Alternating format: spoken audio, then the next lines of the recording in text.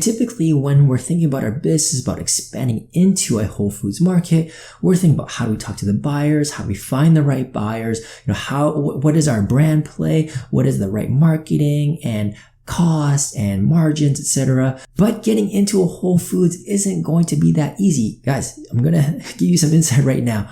There is a single gatekeeper that is going to determine whether those conversations even happen to begin with. All right, we're going to talk about that. Then I'm going to give you guys some insight about Whole Foods quality requirements, their quality standards, and how that might impact you. And lastly, what you need to consider today in your business so that you can get into a Whole Foods in the future, whether that's a few months from now, a couple of years from now, or tomorrow. Guys, let's get to it.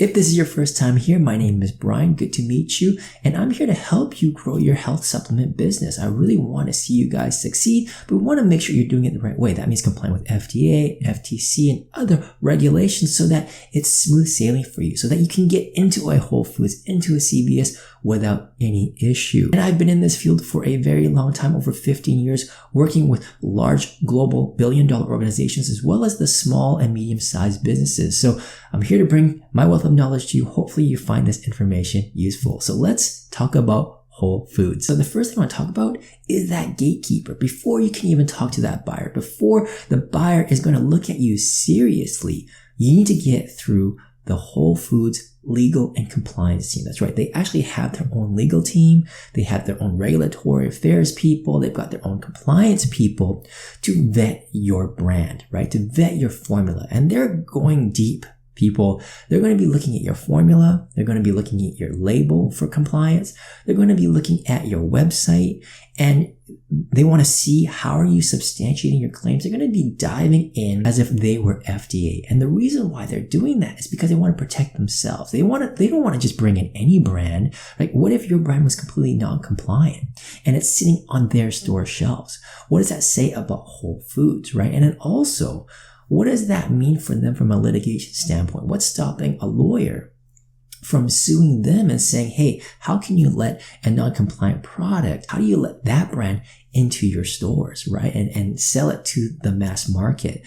And so they're trying to protect themselves. And that means they have their legal department scrutinize your label, your ingredients. And when I'm talking about the ingredients, they're actually diving into the regulatory status, its conditions of use, its dosage, all of those things that will support your product, and to make sure that FDA, FTC, or other agencies won't have issues with it. And they're going to hit you with technical jargon, right? They're going to ask you if your ingredients are self-affirmed GRAS, if you got an NTI notification or a structure function claim notification, and you have to understand this. And unfortunately, a lot of people that are growing their business, they don't understand the technical jargon. If you can't communicate with legal, even with the best intentions, and think that they're going to work with you, they don't have time for that. They need someone that understands what they're talking about and getting them the information that they need so they can do that evaluation within that time frame that they're given, and they can make that approval on whether or not you get to that next phase about talking about actually bringing your product onto Whole Foods, costs, marketing plans, etc. Now, the other thing I want to introduce to you guys is what you see here in front of you, which is Whole Foods quality standards. And this is something you guys can Google, and you'll find it pretty easily if you just Google Whole Foods quality standards. And there's a couple here that I really want to bring to your attention. Here's what they're saying. There are certain ingredients that aren't allowed in the product itself, right? So it's really important to determine whether your formula currently has these ingredients. And if you do have these types of ingredients, Whole Foods might give you the opportunity to reformulate your product, but think about how long a reformulation exercise is going to take, getting the approval, costs involved of reformulating. What are you going to do with all the old formulas? There's a lot, right? So it's really important to factor in some of their requirements. And so if we look at some of their examples, they don't permit krill oil, shark cartilage. There's certain sweeteners, aspartame, saccharin. And I know that a lot of these artificial sweeteners are in some of your products right now. Maybe you're catering to the bodybuilding client, right? Those really strict eaters for fitness or for competition, and they are looking at these types of artificial sweeteners in your products, and your product may be doing well. But if you want to get into Whole Foods, What does that mean for you? Other examples here, extended release caffeine, cannabidiol, which is a CBD, cannabis products, which I know that many of you think are legal. It's permitted, but technically it's not. I actually did another video about CBD, which you could probably check up here in the link. I've seen supplements with diatomaceous earth as well, DMAA, which is not permitted. But again, I've seen some supplements with that on the market. Artificial color. Yeah, this is very common, especially in your pre-workouts. You want that bright red, that bright green, that bright blue. You're going to have artificial colors in here, which again might not be permitted for whole foods. So what are your options? You're back to the drawing board, reformulating or creating a formula specific for whole foods, which is more on that natural side. So depending on where you are in the business, this might be a good opportunity for you to start looking at these standards and seeing, how does this impact you? What can you do right now? What adjustments can you make to your formula today so that you can factor in these requirements for whole foods later? So the other thing I want to bring to your attention is GMO labeling, right? So there are a lot of products out there right now that state that they use non-GMO ingredients, that their product is non-GMO. There's a lot of leeway here that FDA is giving people. Essentially, it just needs to be truthful. And you may have had those conversations with your manufacturer to confirm that these ingredients are non-GMO. And essentially, they're just getting a statement from their suppliers, from their ingredient suppliers saying, yeah, it's non-GMO. And unfortunately, Whole Foods wants another layer of assurance. They're looking for something beyond just, your suppliers saying that it is non-GMO or signing an affidavit or whatever it is, or just a letter. They want you to go to a third-party organization such as the Non-GMO Project or the USDA Organic, and they want you to get those logos, they get that certification so you can put that logo on your product. Regardless of whether your product actually is non-GMO, right?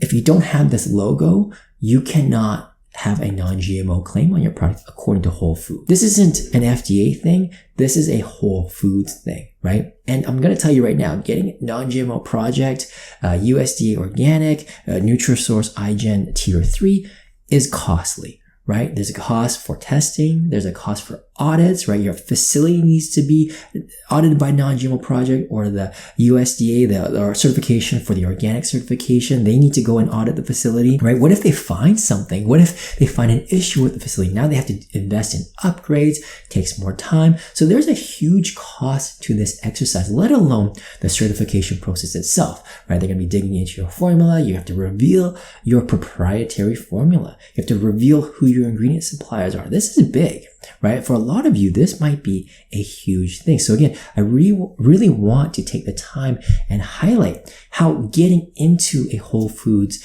can really turn a business, really shake it up, and also be a huge wake-up call from a compliance standpoint. Because through this exercise, you may discover that the Non-GMO Project audited the facility and realize they're not doing X, Y, Z. They don't have an allergen program. There's no segregation. And so it's like, oh my gosh, I had no idea. Right? Which brings me to the next point. And that is, you can't rely on your co-mans to help you, right? A lot of these people that are starting their business at the beginning stage, they're relying on their co-man, they're relying on their contract manufacturer for expertise, for regulatory expertise, for compliance expertise. But guess what? There's going to be a point where you're on your own, because it's going to take way too many resources for them to help address these issues. And on top of it, they're not responsible for it. It's like, hey, we just make the product, right? Yeah, there's FDA regulations we're supposed to comply with, but we're just making the product. You paid a certain price for this product, and it doesn't include all this extra support for non-GMO, for getting to Whole Foods, etc. And I will also say that a lot of co-mans, they do the bare minimum, right? So I talked about GRAS status on your ingredients, new dietary ingredient notifications, structure function claim notifications. They're not bringing this stuff up to you. They should, but a lot of them aren't. And I'm pretty sure they're not bringing it up to you. And then you have these issues and you can't grow your business, and your co-man, all of a sudden, they're the great partner, aren't your great partners anymore. They're all of a sudden too busy to help you, which is why you need to bring in your own support. And this is where I help a lot of clients to do exactly that. Like I said, everyone needs to have their own accountant, their own lawyer, right? And it's no different. you need someone to represent you and to help protect you. And someone like myself would go in, talk to the Whole Foods, understand what their requirements are, and then look at the information that you have available and see what is achievable, and then also work with your suppliers and see what documents that they have and see where you actually measure up. And if you are able to meet with Whole Foods, their expectations, or work out some sort of resolution plan. My point here is that you can't rely on suppliers to help you through these things. And it's the truth. It's just unfortunate. And the reason why is it just comes down to cash, right? They want to get your business. Well, how do they get your business? By keeping prices low. And that low dollar figure is what gets people's attention. But then out of that low dollar figure, what are they not doing? Right? They're not going to be putting the right processes in place. They might not have the right quality systems and allergen programs in place. They might not be doing the right testing. And they certainly might not be hiring the right people with the right expertise to review your labels, if they review it at all. Or they just might provide you with a supplement facts panel and everything else is on you. And then by this time, it's way too late, right? You've already got tons of labels developed. You've got a lot of inventory. And if you were to move into Whole Foods, now you've got new labels and you've got old labels and you can't use your old labels anymore. So you're just scrapping that. You're just throwing stuff out. Maybe you reformulate. Now you're scrapping the old formula out. So it's really important to know that your co-mans aren't really there to support you through these tough times. And I highly recommend that you bring in someone with expertise up front as soon as you can to at least get, an understanding of where you stack up now, right? This is what I do with a lot of clients. They just bring me in for an initial assessment, talk it through. We talk through their business idea. We can look through their current operation, just see, hey, here's where you are. And if you want to get here, here's all the other things you're going to need to do. And you can then determine whether you want to do that now or if you want to hold that on the back burner for now and deal with it later and focus your efforts somewhere else from a different strategy for your business. So hopefully this gives you some insight. If you are thinking about going to Whole Foods, what the requirements are, if you want to increase the distribution, what this might look like. All right, so I'm going to leave it there. Hopefully you found this information useful and I will talk to you later. Cheers.